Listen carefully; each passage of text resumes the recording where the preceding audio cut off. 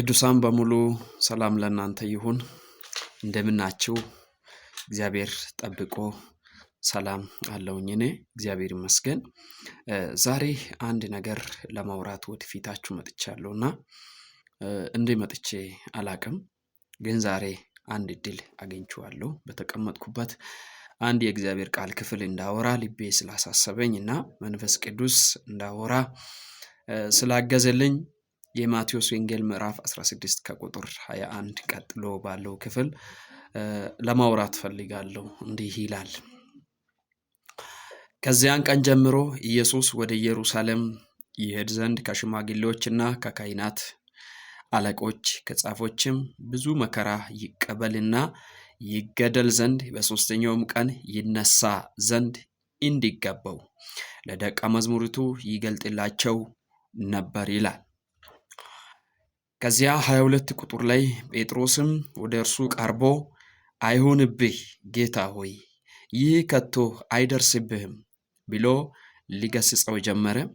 ኢየሱስ አልፎ ስለሚሰጣበት ጊዜና ሰዓት ከጻፎች ከካህናትና ከሽማግሌዎች እጅ አልፎ እንደሚሰጥ ለደቀ መዛሙርት ሲያስተምር፣ ጴጥሮስ ግን ቀርቦ እንዲህ ይለዋል፣ አይሆንም፣ አንተ ላይ ይህ ነገር አይደርስብህም ብሎ ጴጥሮስ ሲናገር ሊገስጸው ወይም ሊመክር ሲጀምር ኢየሱስ ክርስቶስ እንዲህ ብሎ መናገር ቃል አለ 23 ቁጥር ላይ። እርሱም ግን ዘወር ብሎ ጴጥሮስን ወደ ኋላ ሂድ አንተ ሰይጣን፣ የሰውን እንጂ የእግዚአብሔርን አታስብና እንቅፋት ሆነህብኝ አለው ኢየሱስ ክርስቶስ።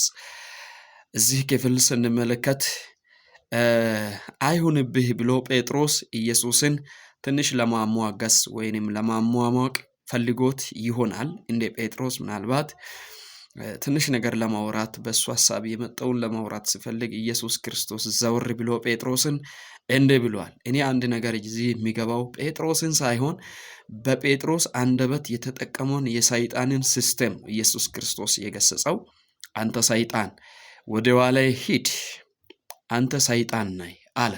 ጴጥሮስን አይደለም፣ ውስጡ ላይ የነበረውን እሱን የተጠቀመውን ስራውን እግዚአብሔር በኢየሱስ ክርስቶስ በኩል ሲገስጽ እንመለከታለን።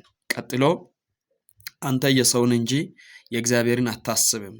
አንተ ምናልባት የሚታስበው ልክህን ነው፣ ቁመትህን ነው፣ የሆነ በአንተ ልክ ስለምታስብ የእግዚአብሔርን አታቅም፣ የሰውን እንጂ የሚታቀው ብሎ ኢየሱስ ክርስቶስ ገሰጸው። ከዚያን ቀን ጀምሮ ኢየሱስ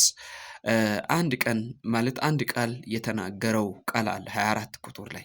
በዚያን ጊዜ ኢየሱስ ለደቀ መዛሙርቱ እንዲህ አለ።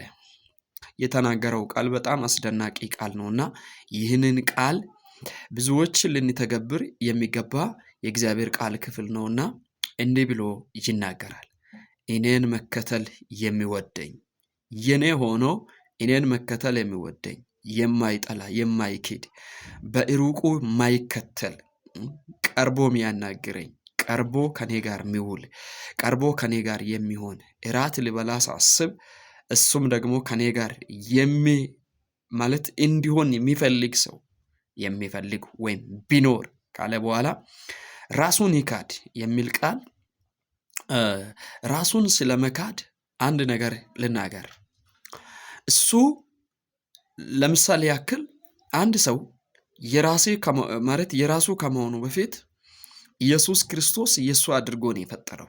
ምክንያቱም እግዚአብሔር በመልካችን በአምሳላችን እስከፈጠረን ድረስ ኢየሱስ ክርስቶስ ደግሞ በኃጢአት የሞትነውን የእኛን ማንነት በደሙ በመስቀል ሞቶ እኛን ማዳኑን ይገልጻል። ስለዚህ ያንተ አይደለህም፣ አንተ የኔ ስለሆንክ ራስን ክደህ ለኔ ነው መስጣት ያለብህ ይለናል ኢየሱስ ክርስቶስ። አንተ ያንተ አይደለህም፣ የራሴ አይደለህም። ስለዚህ የኔ ስለሆነ ራስን ክደህ ለኔ መስጣት አለብህ። እኔ ነኝ የሰራሁ፣ በደም ዋጅቻለሁ፣ ገዝቻለሁ፣ የኔ ነህ ብሎ ለኔ ክደህ አንተ ራስን ለኔ መስጣት አለብህ።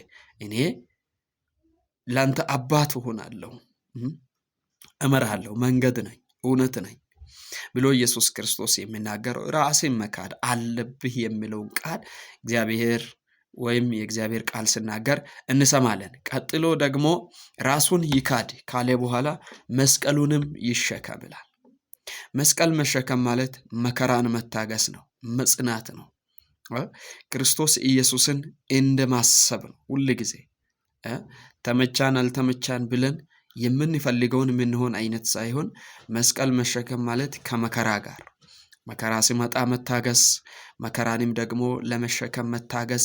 ይህን የእግዚአብሔር ቃል የሚናገረው መከራን መቀበል፣ በኢየሱስ ክርስቶስ ስም የሚመጣውን የትኛውን መከራ መታገስ ነው። መከራን የማንታገስበት ትውልድ አለንና እንታገስ። መስቀሉን መሸከም ማለት መከራን መካፈል ከኢየሱስ ክርስቶስ ጋር መከራን መሸከም የሚለው ቃል።